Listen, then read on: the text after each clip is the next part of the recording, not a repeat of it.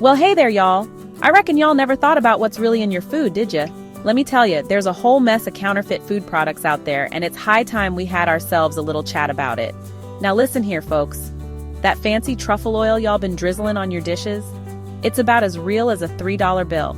You see, real truffles are harder to find than a needle in a haystack, and they cost a pretty penny.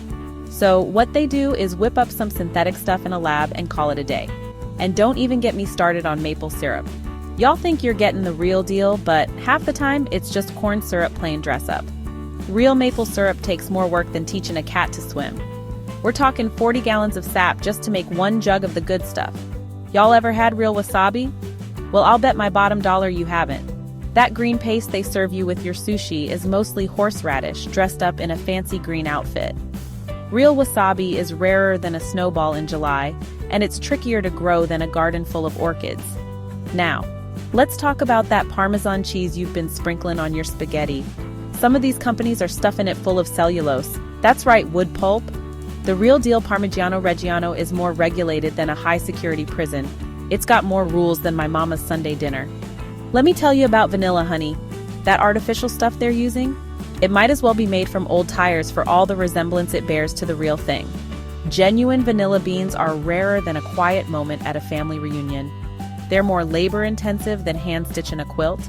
And caviar? Lord have mercy, don't get me started. Half the time, you're just eating fish eggs with delusions of grandeur. They're passing off any old fish eggs as fancy beluga caviar. The real stuff is more closely guarded than Fort Knox. It's got more rules and regulations than a small country. Now y'all might want to sit down for this one. That honey you've been stirring into your tea? There's a good chance it's been watered down more than the lemonade at a county fair. Some folks are mixing in cheaper sugars faster than you can say bumblebee. It's causing more trouble for honest beekeepers than a bear in a bee suit. And olive oil? Well, I'll be a monkey's uncle if that ain't the biggest scam since snake oil salesmen.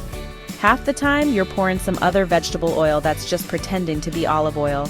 The real stuff is as precious as gold and just as tricky to verify. You gotta be sharper than a tack to spot the difference. Well, butter my biscuit if that ain't a whole lot to chew on. Now don't you go getting all down in the dumps.